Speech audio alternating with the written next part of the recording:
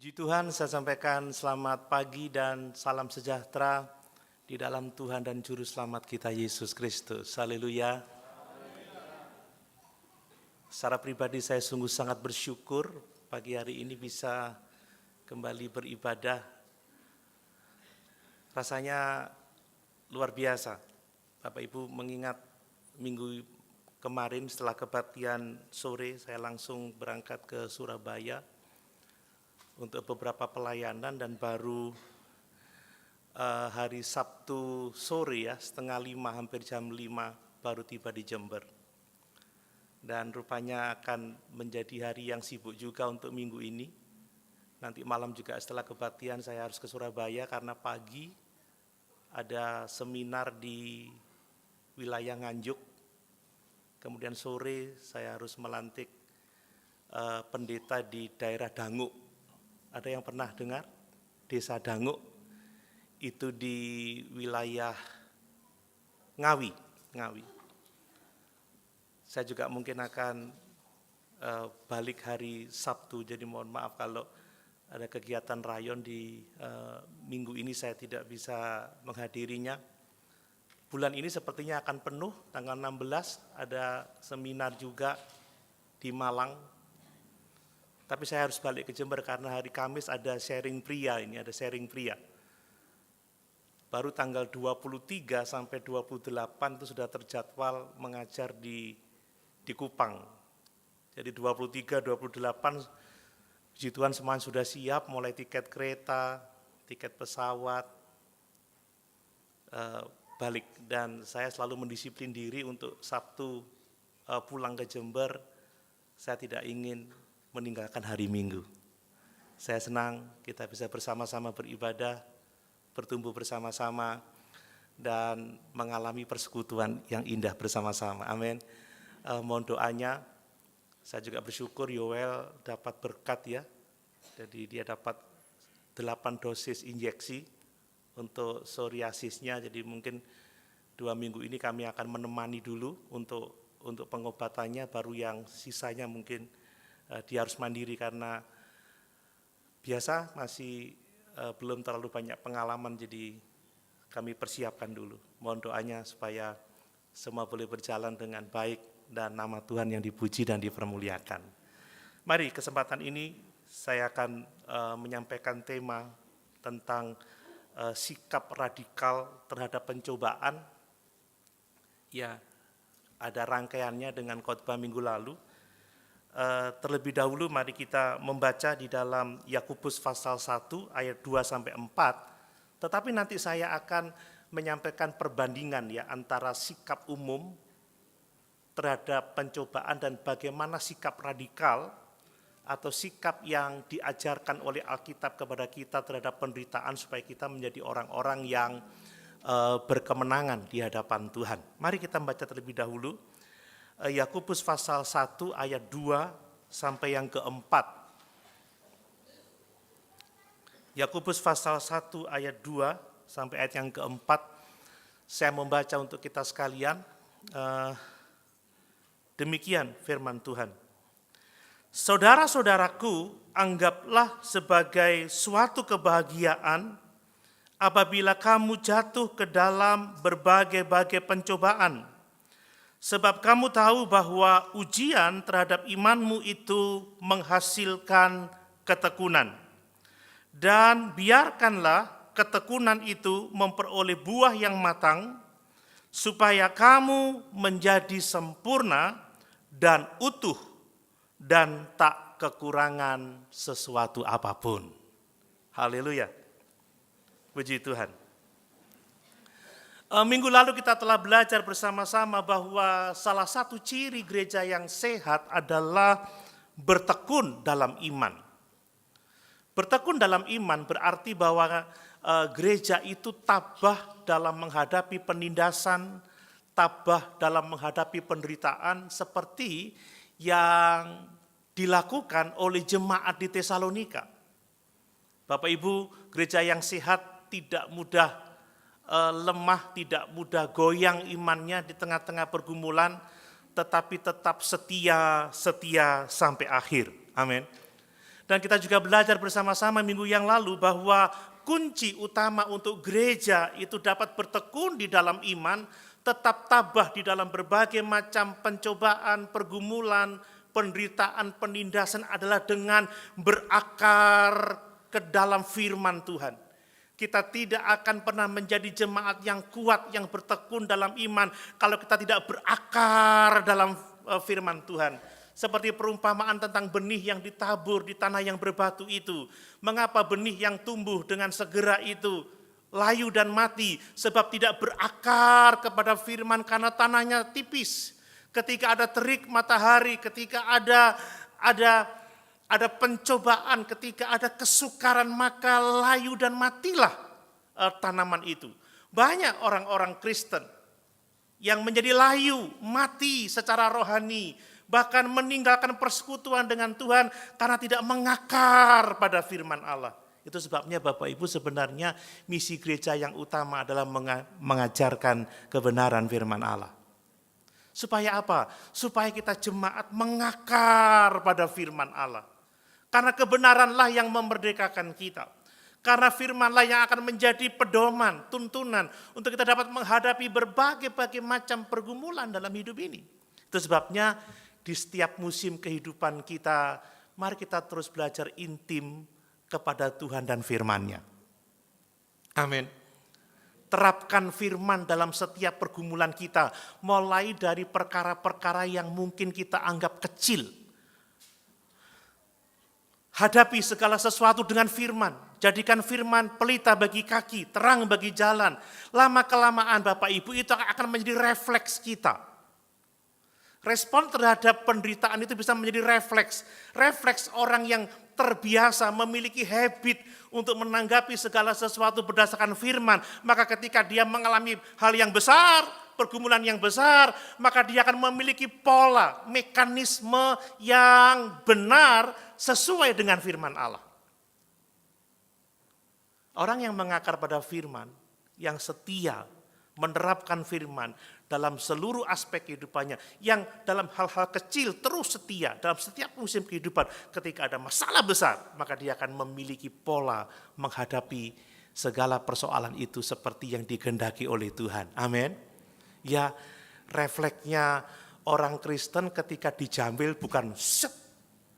Nah, ini kan refleksnya karateka, saudara.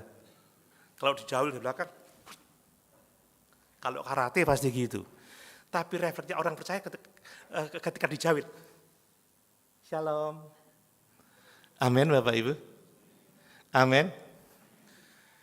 Ketika diejek, kalau kita enggak terbiasa menerapkan firman, gulung jas saudara. Mau apa? Hah? Mau apa? Tapi kalau firman Tuhan, maaf kalau saya membuat Anda tidak merasa nyaman. Amin Bapak Ibu. Ini yang perlu kita kerjakan. Nah, pada kesempatan ini Bapak Ibu, saya ingin mengajak kita semua untuk apa? Untuk lebih lagi dalam hal ini. Lebih lagi kita ditolong untuk memiliki kekuatan dalam menghadapi berbagai macam pergumulan hidup ini. Mari kita belajar untuk kita memiliki sikap yang radikal terhadap berbagai macam pencobaan yang kita hadapi. Mungkin ada yang bertanya, kenapa lagi-lagi soal hal ini? Bapak Ibu, ini sangat penting karena mau tidak mau, suka tidak suka, akan ada yang namanya saat-saat pencobaan yang harus kita hadapi. Amin. Suka tidak suka, mau tidak mau. Sudah ada lebih dari 4-5 yang harus saya hadapi bersama dengan jemaat tentang hal ini. Sudah tiba-tiba seorang kepala keluarga mendadak lumpuh.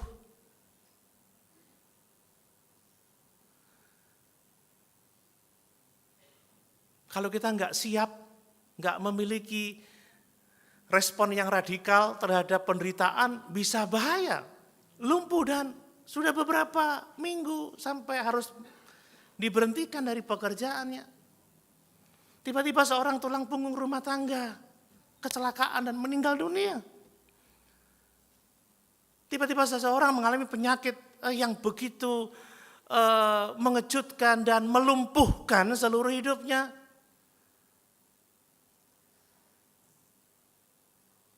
Saya tidak mendoakan dan saya tidak juga berdoa untuk ingin menghadapi hal yang seperti itu. Tetapi akan ada saat-saat seperti itu. Amin Bapak Ibu. Harus dong, karena ada saatnya kita semua pasti akan mati. Begitu.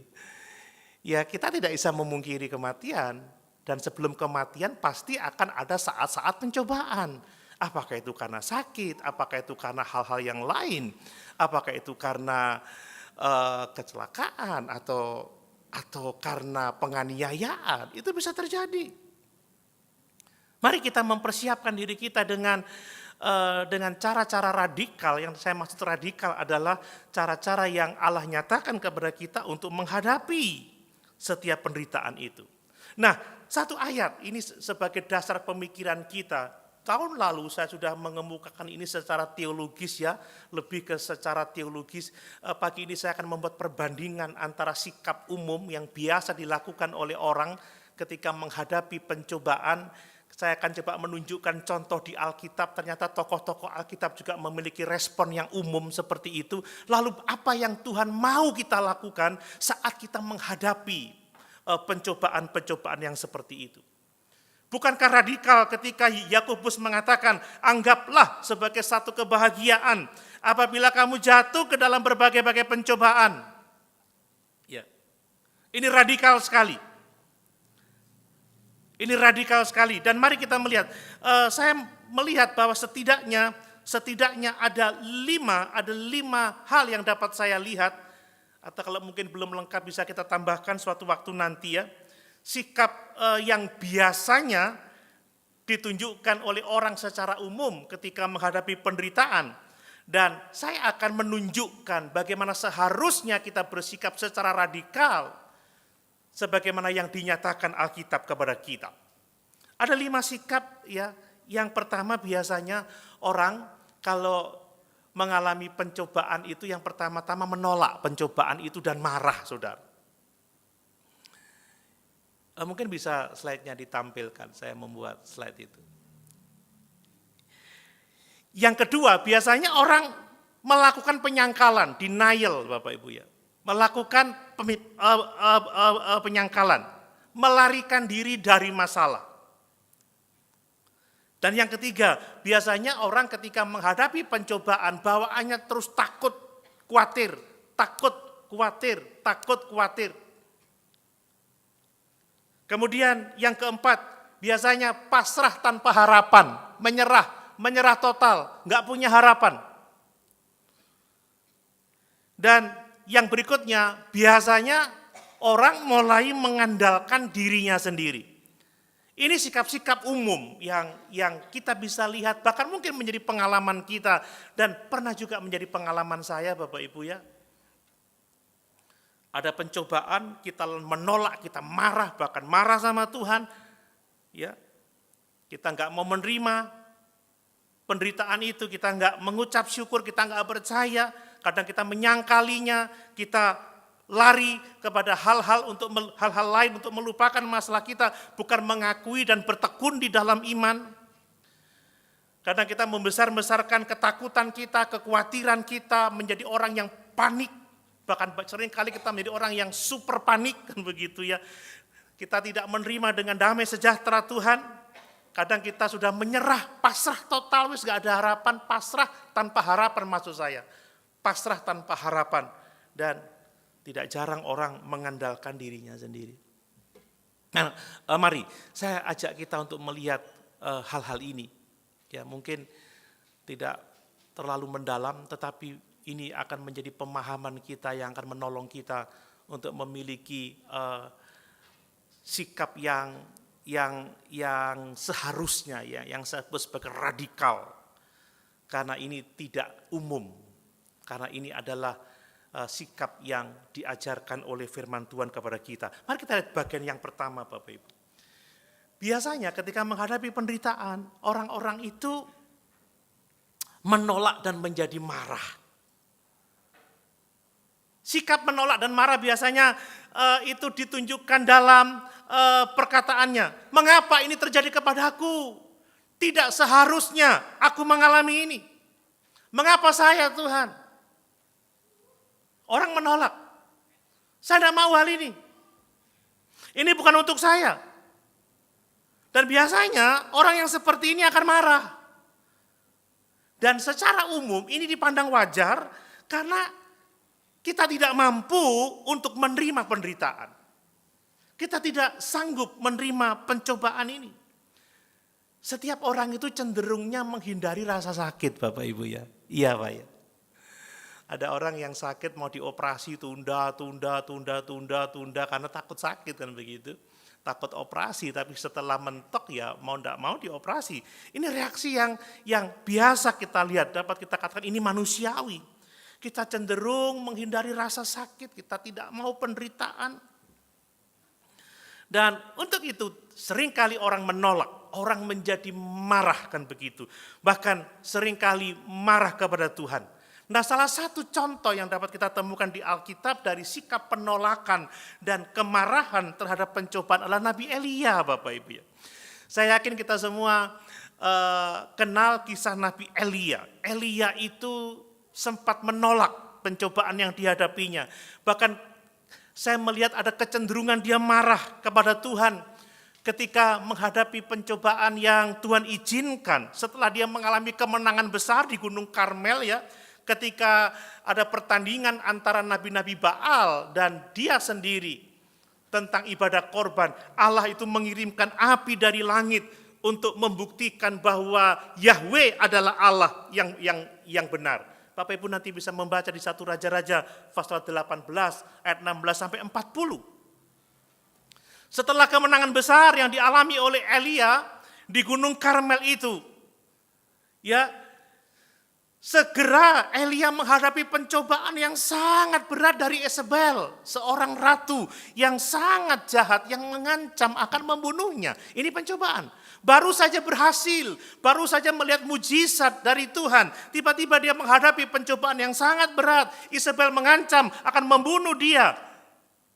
Dan apa yang terjadi? Dia melarikan diri ke padang gurun. Dalam pelariannya yang berhari-hari itu Bapak Ibu, Elia merasa putus asa. Elia mengalami penolakan. Dia marah kepada Tuhan. Coba kita baca 1 Raja-Raja pasal 19 ayat yang keempat. 1 Raja-Raja pasal 19 ayat yang keempat. Apa kata Elia kepada Tuhan? Cukuplah itu sekarang ya Tuhan, cukup. Sudah capek pencobaan ini. Ambillah nyawaku. Saudara, kalau orang sudah ingin mati itu kan udah putus asa ya. Ambillah nyawaku. Sebab aku ini tidak lebih baik daripada nenek moyangku. Ini contoh yang sangat jelas. Seorang yang karena tekanan yang begitu hebat, pencobaan yang begitu hebat, dia tidak bisa menerima pencobaan itu. Dia marah kepada Tuhan, dia putus asa dan dia berkata, cukup Tuhan, cukup.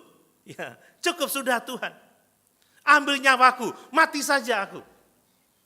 Ini adalah reaksi atau sikap umum yang dihadapi. Makanya Bapak Ibu hati-hati kalau ada di antara saudara seiman kita yang mengalami pergumulan.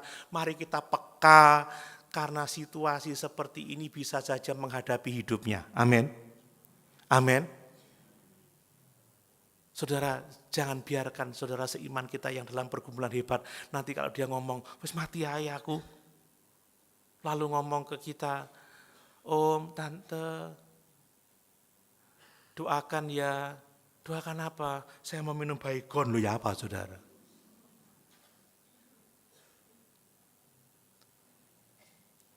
Mari kita saling melayani. Amin Bapak Ibu. Saling membantu. Seperti kata Alkitab, bertolong-tolongalah menanggung bebanmu.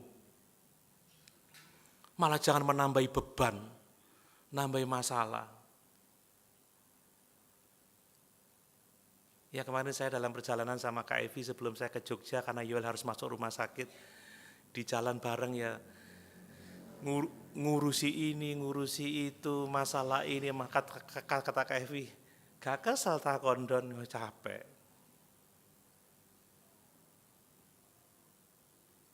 Jaga kesehatan. Jok kayak papaku dulu, capek dia. Udah capek segera dipanggil pulang ke rumah Bapa di surga. Orang kadang bisa menyerah. Ini Nabi Elia loh saudara. Cukuplah Tuhan, cukup. Mati aku, cabutlah nyawaku. Sudah aku tidak sanggup lagi. Bapak Ibu ini contoh. Dan mari kita peka terhadap setiap pergumulan yang dihadapi oleh masing-masing saudara kita. Elia merasa tidak sanggup lagi menghadapi tantangan itu. Dia marah, putus asa, dan dia menyerah sepenuhnya. Dia merasa ditinggalkan sendiri. Bahkan setelah dia mengalami mujizat yang sangat besar, dia merasa ditinggalkan sendiri. Saya juga pernah mengalami hal yang sama. Wes gak kuat. Nyerah.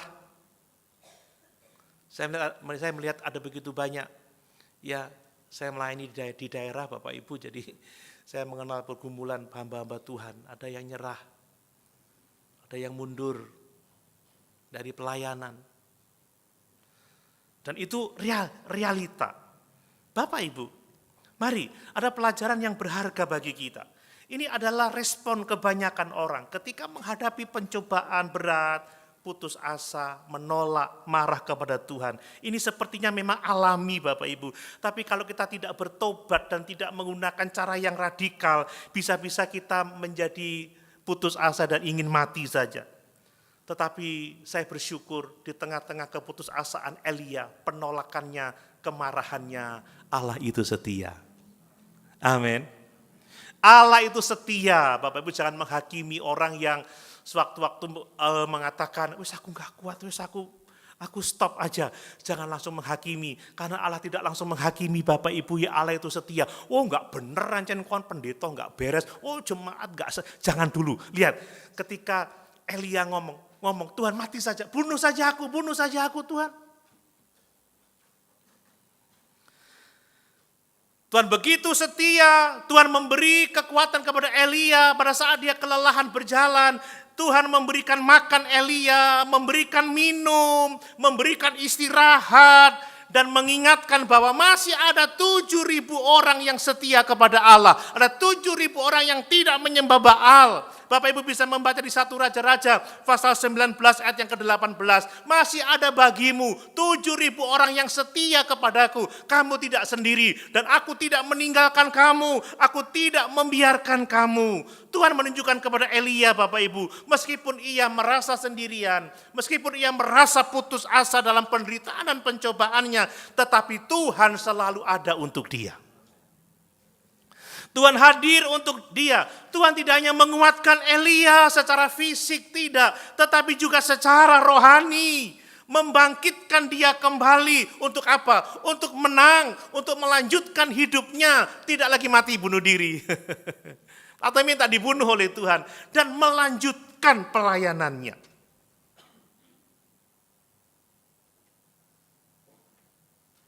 Mungkin ada di antara kita yang lagi pada posisi yang seperti itu. Percaya pada Tuhan. Bapak Ibu tidak sendiri. Dan saya tahu saya juga tidak sendiri. Kata Daud, tongkatmu dan gadamu itu yang menghibur aku. Orang mungkin gak tahu penderitaan kita sekuat apa, sehebat apa, seberat apa. Saya ini loh mau nolong orang disemprot habis-habisan. Ya saya sabar aja. Haleluya. Haleluya Bapak Ibu. Elia baru mengalami mujizat. Disemprot habis-habisan, mau dibunuh. Nah lalu sikap apa yang radikal yang Tuhan berikan kepada kita? Jangan menolak penderitaan yang kita alami. Jangan marah sama Tuhan. Amin Bapak Ibu. Tetapi anggaplah sebagai satu kebahagiaan. Tantangan yang kita hadapi itu kesempatan untuk kita berbahagia di dalam Tuhan. Kesempatan untuk mengucap syukur. Kesempatan untuk bersuka cita, kesempatan untuk semakin dekat dengan Tuhan. Karena apa? Karena Tuhan turut bekerja di dalam segala perkara untuk mendatangkan kebaikan bagi kita. Ini sikap radikal. Terima. Jangan marah sama Tuhan, amin. Jangan marah sama orang-orang yang menyebabkan penderitaan itu, enggak usah emosi.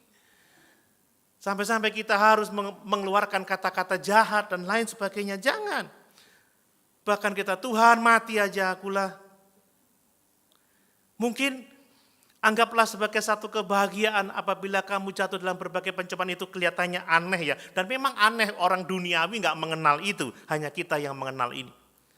Ini tidak masuk akal, tetapi kita bisa melakukannya. Sebab Allah menggunakan pencobaan untuk memurnikan iman kita.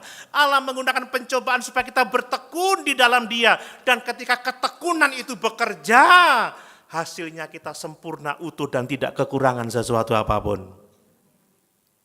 Saya mau mengatakan, sakit kita, pergumulan kita, masalah keuangan kita, masalah pelayanan, itu enggak pernah percuma. Amin Bapak Ibu. Itu enggak pernah sia-sia. Allah pakai itu. Mungkin ada yang merasa down sekarang ya, jatuh. Wes aku enggak dianggap lagi, aku enggak dipakai lagi. Saudara, itu enggak pernah sia-sia. Akan ada buah kekal yang Tuhan sediakan bagi kita. Bagian kita adalah percaya, menerima, dan bersandar kepada Tuhan. Tetaplah tekun di dalam iman. Tetaplah setia di dalam Tuhan. Memang waktunya tidak singkat seperti yang kita pikirkan. Karena kedewasaan rohani itu tidak pernah singkat Bapak Ibu. Saya ini mengharapkan anak-anak saya segera dewasa. Tapi saya sadar bahwa kedewasaan itu tidak singkat. Dia nggak akan bisa sampai ke level pertumbuhan saya dalam waktu sekarang ini. Saya membutuhkan waktu yang jauh lebih lama dari hidupnya. Siap menerima setiap pencobaan? Siap percaya? Mari kita percaya seperti Ayub, saudara. Ayub itu kurang apa penderitaannya? Kehilangan harta bendanya, kehilangan anak-anaknya, kehilangan kesehatannya, kehilangan simpati istrinya. Tetapi dalam Ayub 1 ayat 21, Ayub 1 ayat 21, apa kata Ayub? Tuhan yang memberi, Tuhan yang mengambil. Terpujilah nama Tuhan. Artinya apa? Dia secara radikal menerima penderitaannya. Dia menerima kehilangan seluruh harta bendanya. Dia tidak marah kepada Tuhan. Sekalipun ada proses ya, tapi saya tidak khotbah di bagian itu. Dia menerima kehilangan anak-anaknya pada akhirnya. Sekalipun dia tidak bisa memungkiri kesedihan kehilangan anak Bapak Ibu. Dan dia kehilangan simpati istrinya, tetapi dia tidak berdosa, dia menerimanya. Dia tidak marah kepada Tuhan dan dia mengatakan, Tuhan yang memberi, Tuhan yang mengambil, terpujilah nama Tuhan. Bisa bantu saya berkata amin? Haleluya. Ini perlu kita lakukan dalam hidup ini. Nah, yang kedua supaya selesai Bapak Ibu ya. Biasanya orang itu menyangkal, saudara ya, denial dan lari dari masalah. Ya, banyak orang ketika dihadapkan pada pencobaan itu memilih untuk menyangkali kenyataan itu seolah-olah nggak ada masalah. Kan begitu ya. Ya ini beda-beda tipis dengan penolakan. Dan biasanya mencari pelarian.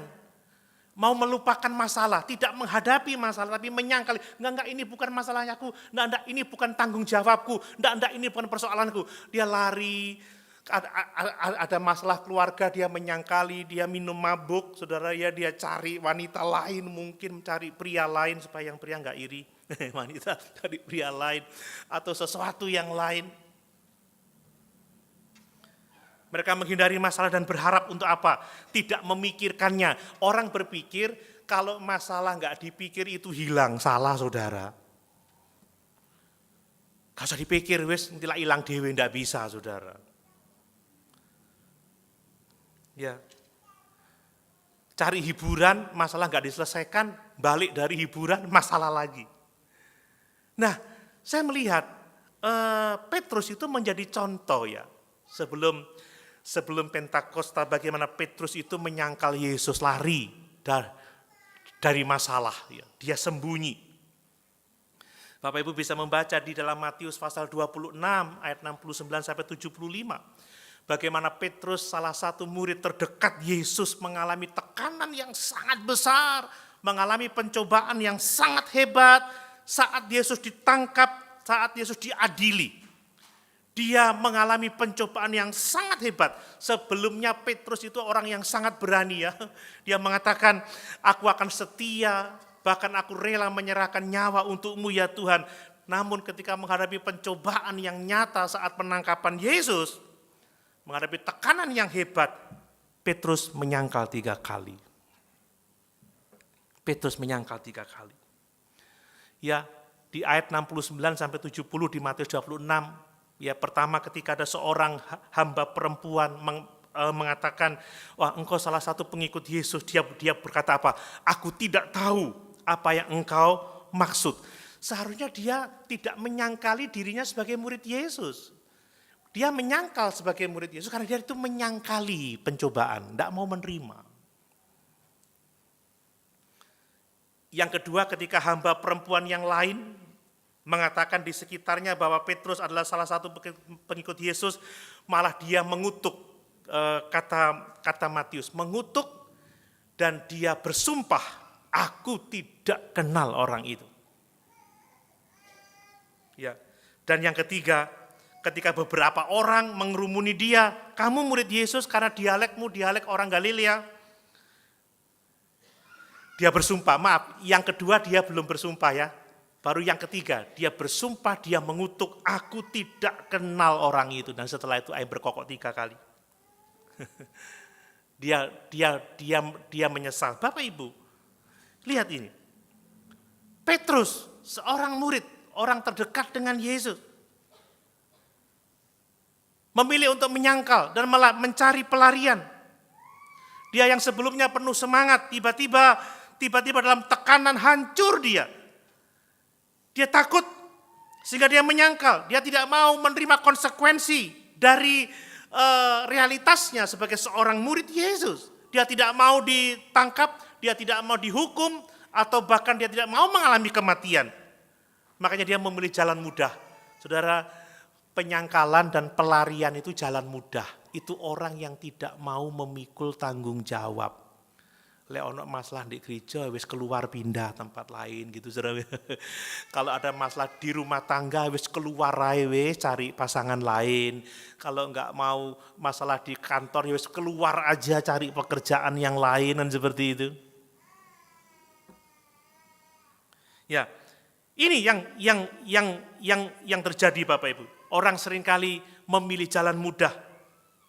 Ya, enggak mau menjadi orang yang bertanggung jawab, tidak mau membayar harga. Namun saya juga bersyukur apa yang terjadi selanjutnya menunjukkan bahwa Allah kita penuh kasih karunia. Amin. Meskipun Petrus menyangkal Yesus 3 kali, Yesus tidak meninggalkan dia. Terbukti setelah kebangkitannya secara khusus ya. Secara khusus Yesus datang kepada Petrus, ya memanggilnya dia kembali. Ya 3 kali dia bertanya untuk membereskan masalah penyangkalan dirinya. Petrus, apakah engkau mengasihi aku? Ya Tuhan, aku mengasihi engkau. Gembalakanlah domba-dombaku. Petrus, apakah engkau mengasihi aku? Ya Tuhan, aku mengasihi engkau. Gembalakanlah domba-dombaku. Yang ketiga, Petrus, apakah engkau mengasihi aku? Lalu menangislah dia dengan sangat. Karena Yesus sudah bertanya yang ketiga kali, gembalakanlah domba-dombaku. Bapak Ibu, di tengah-tengah sikap penyangkalan diri, di tengah-tengah sikap mencari pelarian, Allah itu juga setia untuk menolong kita. Ini penghiburan yang sangat besar. Makanya saudara, jangan menjudge orang tidak bisa jadi baik. Jangan menjudge orang tidak bisa berubah. Mari kita bersama-sama menyambut kasih karunia Tuhan. Ada waktunya Tuhan akan menolong dan memulihkan kita. Ini sesuatu yang luar biasa. Mari ya, Seringkali kita melakukan hal yang seperti itu. Menyangkal, lari. Tapi apa sikap Alkitab yang radikal yang harus kita lakukan tatkala kita menghadapi hal yang seperti itu? Coba kita baca dalam Roma pasal 5 ayat 3 sampai 4. Roma pasal 5 ayat 3 sampai 4.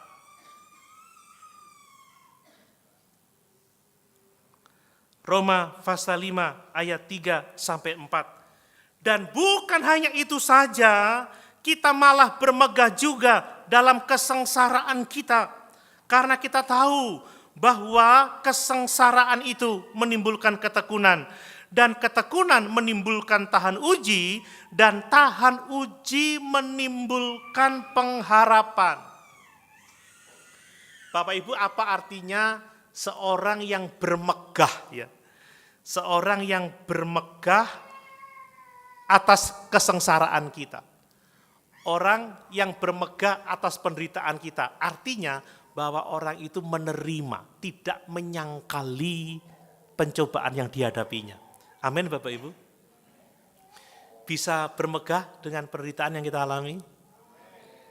Sakit kita, pergumulan kita dalam rumah tangga. Bapak Ibu, itu sesuatu yang tidak bisa kita hindari memang.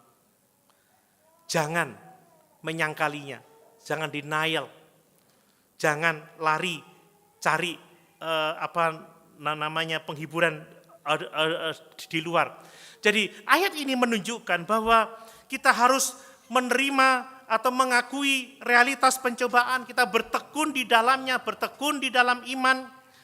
Kita dipanggil untuk tidak lari dari pergumulan yang kita hadapi. Kita dipanggil untuk tetap terus bertahan, mempercayai Tuhan.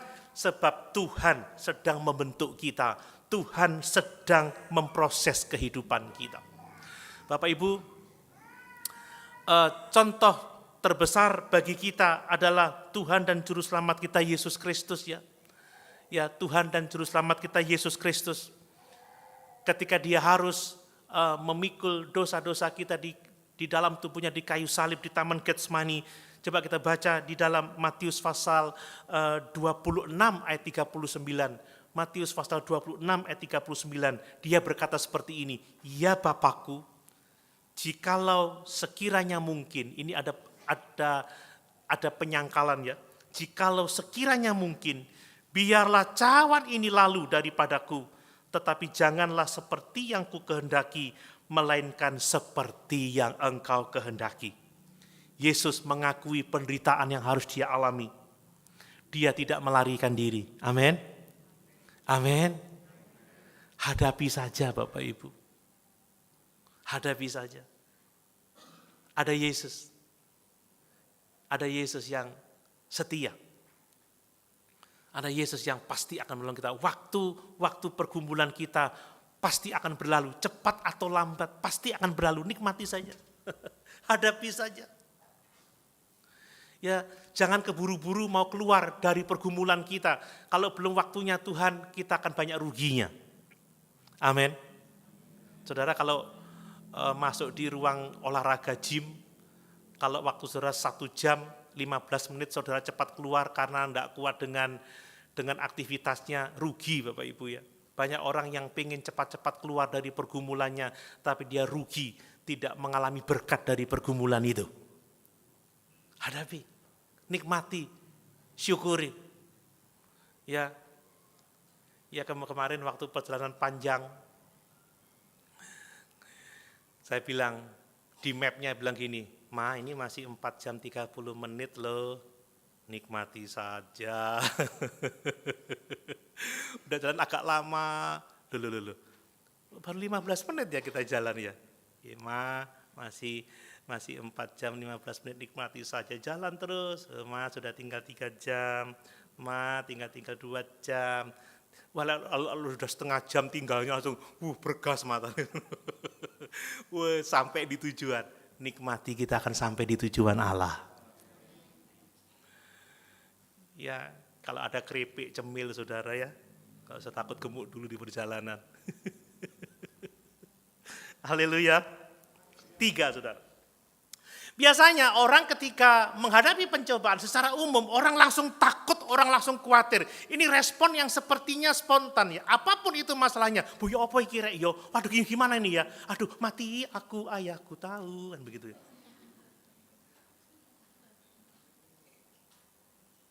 Takut, khawatir. Ini biasa. Ketakutan seringkali menyerang kita, kekhawatiran seringkali menyerang kita saat kita menghadapi pencobaan. Merasa cemas tentang masa depan kita.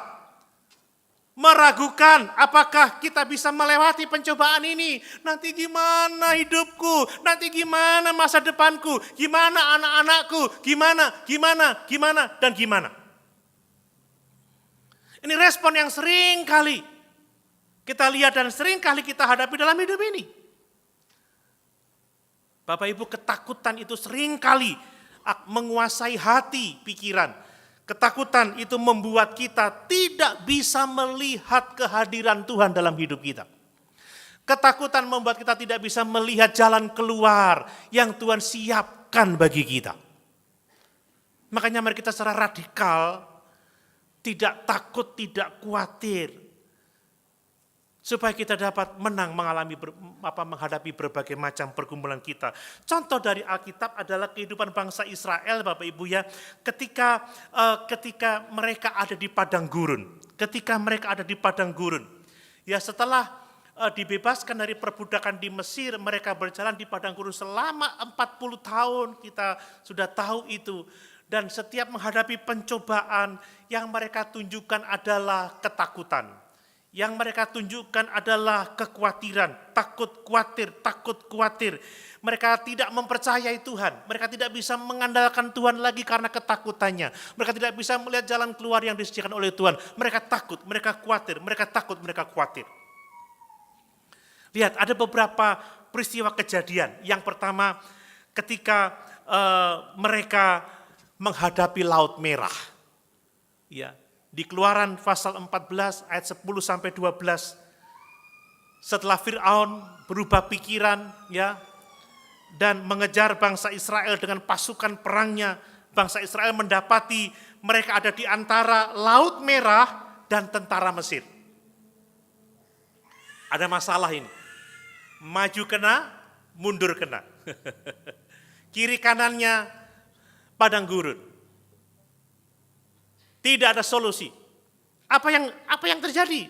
Dalam keadaan yang seperti itu kita melihat mereka dipenuhi dengan ketakutan. Ya. Bahkan mereka bersungut-sungut, mereka mengeluh kepada Musa, apakah kita harus mati di sini? Mereka saling menyalahkan, mereka berpikir akan binasa di padang gurun itu. Coba kita lihat apa yang mereka katakan di Keluaran pasal 14 ayat 10 sampai 12. Keluaran pasal 14 ayat 10 sampai 12. Ketika Firaun telah dekat, orang Israel menoleh, maka tampaklah orang Mesir bergerak menyusul mereka. Lalu sangat ketakutanlah orang Israel. Dan mereka berseru-seru kepada Tuhan.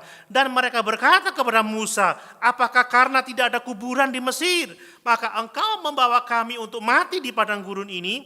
Apakah yang kau perbuat ini terhadap kami dengan membawa kami keluar dari Mesir? Bukankah ini telah kami katakan kepadamu di Mesir?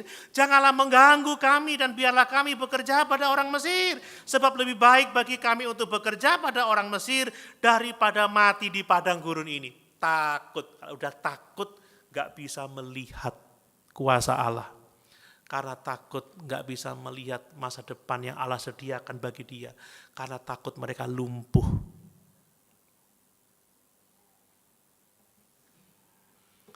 Bagaimana mereka bisa meragukan Tuhan setelah melihat 10 tulah.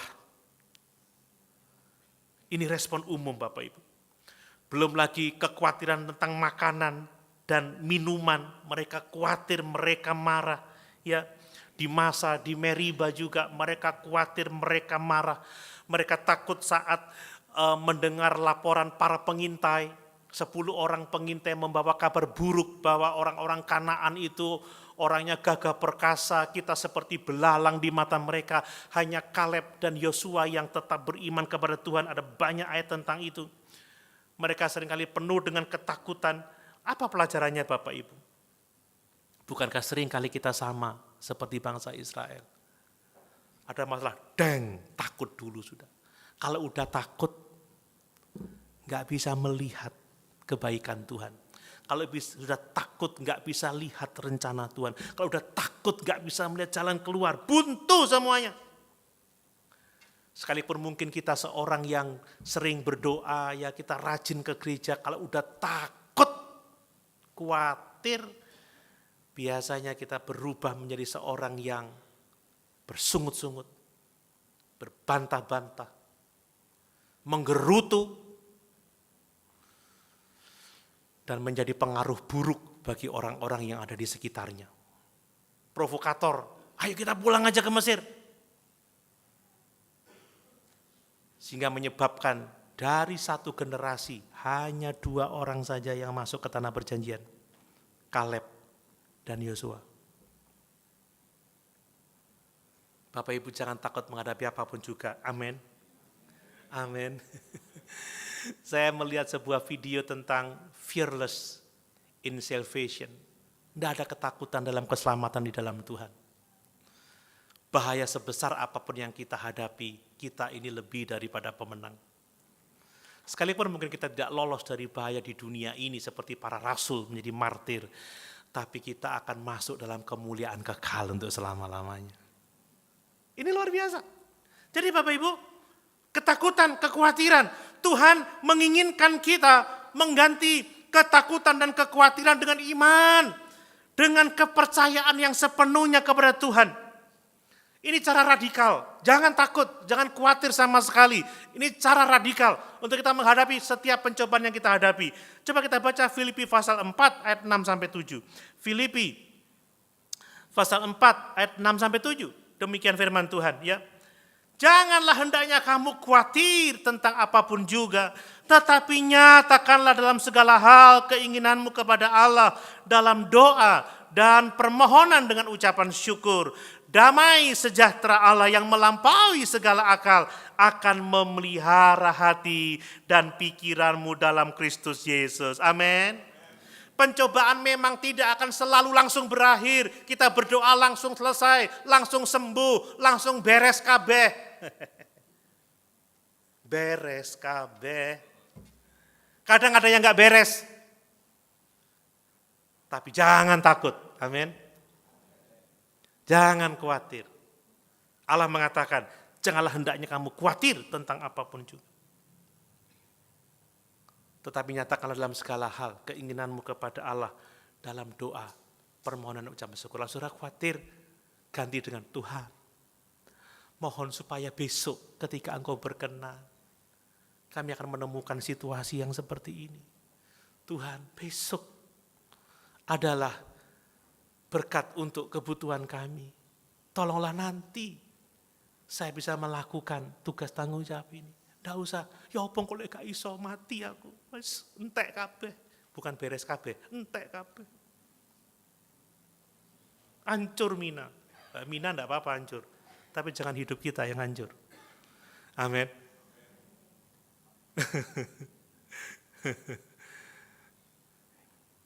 Yang keempat, masih ada 2. Biasanya orang hadapi masalah berat itu udah pasrah tanpa harapan. Wes, berhenti wes, total, nggak berbuat apa-apa. Wes, rasanya kayak udah nggak ada masa depan. Ini sikap umum yang berikutnya Bapak Ibu. Pasrah tanpa harapan.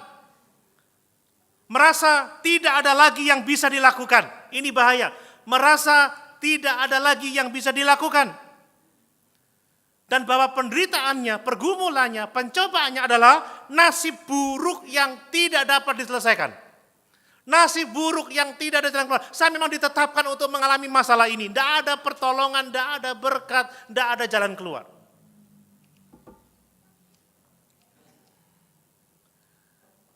Nah, contoh yang bisa kita lihat dari tokoh Alkitab adalah Hagar, Bapak Ibu. Kita tahu kisah tentang Hagar. Hagar adalah budak dari Abraham yang menjadi istri Abraham, saudara ya. Saya tidak akan menceritakan pergumulannya ketika mempunyai anak. Memang Hagar ini menjadi sombong, berdosa, memandang rendah nyonyanya. Pada akhirnya karena kepasifan dari Abraham, Sarai minta supaya diusirlah Hagar sama Ismail ini, dan hanya diberikan roti dan sekirbat air, dilepas di padang gurun seperti itu. Waduh, itu ngeri Bapak Ibu. Ketika airnya sudah mulai habis, rotinya sudah mulai habis, dia berkata, pasrah, aku mati sudah, aku mati. Enggak ada harapan sama sekali. Dia merasa begitu putus asa hingga tidak tahan melihat anaknya yang kelaparan. Tidak tahan melihat anaknya yang kehausan. Tidak ada usaha wis, jarno didelok sampai mati ini seperti apa. Dalam keputusasaan itu, Hagar meninggalkan Ismail di semak-semak. Dia menjauh, dia menangis menjerit sambil menunggu anaknya mati.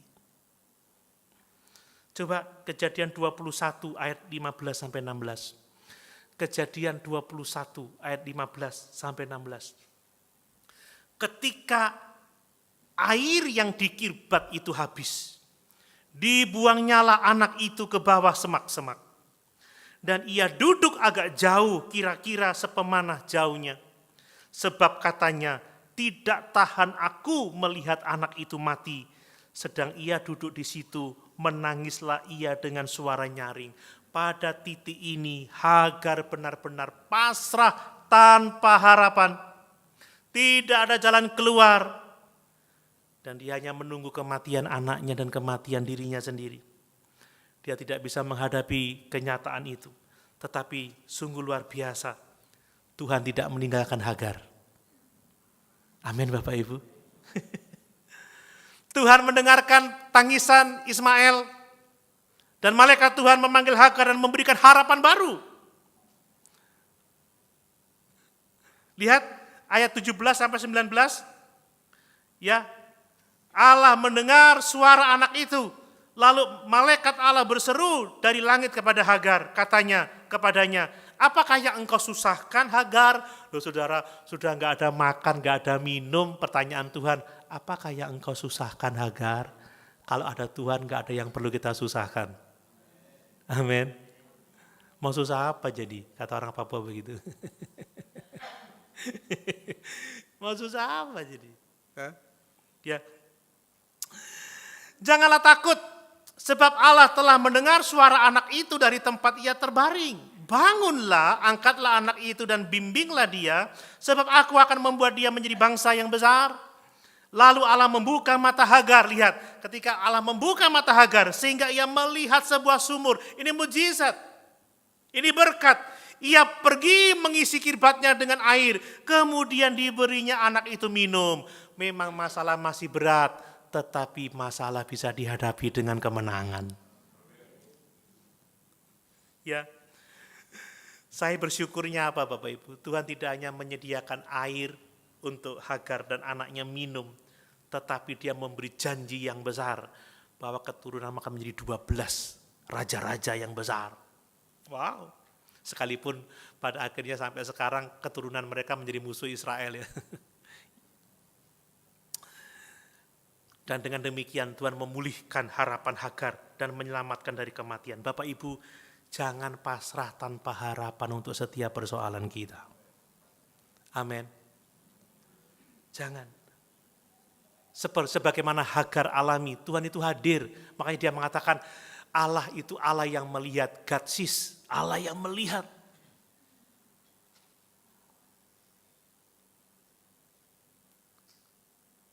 Makanya apa hal yang radikal yang perlu kita lakukan? Coba kita baca 1 Petrus 1 ayat yang ketiga. 1 Petrus 1 ayat yang ketiga. Ya, demikian firman Tuhan.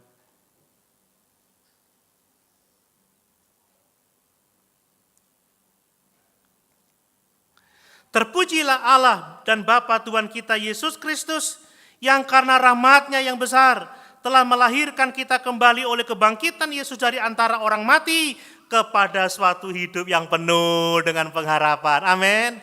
Milikilah pengharapan untuk segala hal yang kita hadapi, untuk setiap pergumulan kita. Bahkan Tuhan telah memberikan pengharapan kekekalan kepada kita, masa depan yang pasti dalam kerajaan surga. Selalu ada harapan di dalam Tuhan.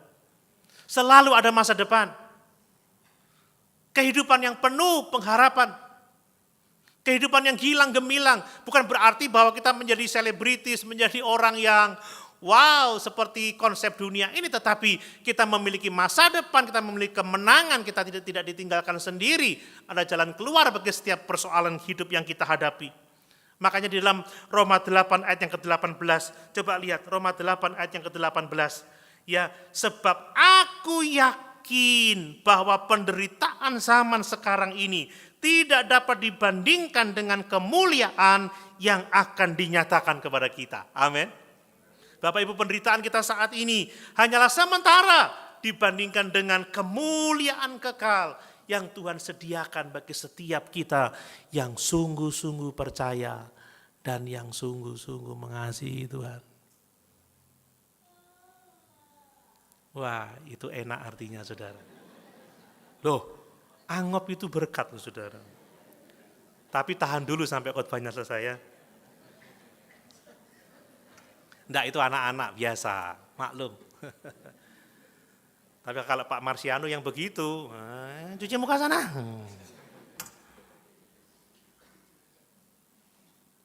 Yang terakhir, masih ada 5 menit, 4 menit lah.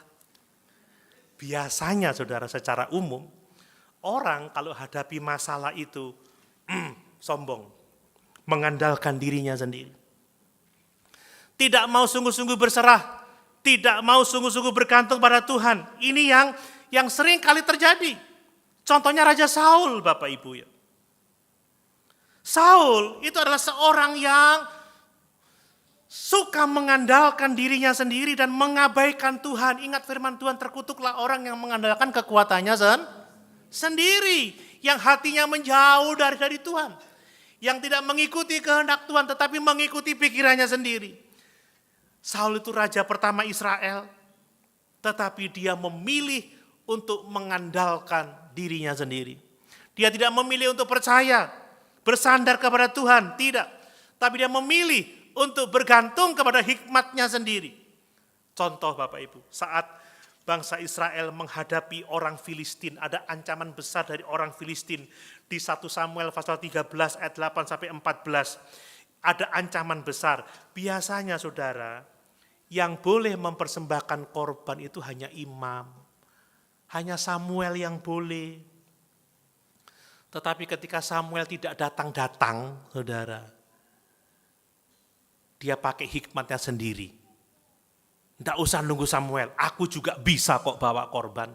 Nah ini saudara, nggak nunggu Tuhan. Merasa diri bisa. Coba 1 Samuel 13 ayat 9 sampai 10. 1 Samuel 13 ayat 9 sampai 10. Sebab itu Saul berkata, lihat, bawalah kepadaku korban bakaran dan korban keselamatan itu. Lalu ia mempersembahkan korban bakaran. Baru saja ia habis mempersembahkan korban bakaran, maka tampaklah Samuel datang. Saul pergi menyongsong untuk memberi salam kepadanya. Ayat 13, kata Samuel kepada Saul, perbuatanmu itu bodoh. Engkau tidak mengikuti perintah Tuhan Allahmu yang diperintahkannya kepadamu. Sebab sedianya Tuhan mengokohkan kerajaanmu atas orang Israel untuk selama-lamanya. Tetapi sekarang kerajaanmu tidak akan tetap. Tuhan telah memilih seorang yang berkenan di hatinya. Dan Tuhan telah menunjuk dia menjadi raja atas umatnya. Karena engkau tidak mengikuti apa yang diperintahkan Tuhan kepadamu. Saul mengandalkan dirinya sendiri. Orang yang mengandalkan dirinya sendiri cenderung mengabaikan perintah Tuhan. Belum lagi hal-hal yang lain. Ketika Saul disuruh membinasakan semua orang Amalek, dia menyisakan raja dan binatang-binatang yang baik. Memang dia orang yang sombong, sehingga sampai dia berargumentasi binatang itu untuk persembahan. Apa kata Samuel? Tuhan lebih suka ketaatan daripada korban. Ngeri saudara. Saul mengandalkan keputusannya sendiri. Kemudian juga ketika dia menghadapi orang Filistin lagi, ketika dia merasa Tuhan menjauh daripadanya, dia tidak datang kepada Tuhan. Dia mencari arwah, memanggil roh petenung saudara ya. Pada saat Samuel sudah mati, dia memanggil petenung untuk memanggil roh arwah Samuel. Ini kan hikmatnya sendiri. Ngeri Bapak Ibu. Ini pelajaran. Seringkali orang ketika punya masalah, wes mengabaikan Tuhan, mengabaikan firman, wes gak firman-firmanan, aku maunya seperti ini. Gak ikuti kemauan Tuhan. Orang bersandar kepada penilaiannya sendiri, kekuatannya sendiri, dan itu menghancurkan. Sampai-sampai Saul ditolak menjadi raja. Bapak Ibu, jangan mengandalkan diri kita sendiri. Apa sikap radikal dalam menghadapi penderitaan yang diajarkan oleh Tuhan, pencobaan itu. Coba kita lihat Amsal 3 ayat 5-6. Ini sebagai ayat yang terakhir. Amsal pasal 3 ayat 5-6. Ya. Demikian firman Tuhan. Percayalah kepada Tuhan dengan segenap hatimu. Dan janganlah bersandar kepada pengertianmu sendiri. Akuilah dia dalam segala lakumu. Maka ia akan meluruskan jalanmu. Amin. Bapak Ibu, percaya. Mari, jangan menolak pencobaan yang kita hadapi. Jangan marah kepada Tuhan. Terima dengan iman kepadanya. Amin.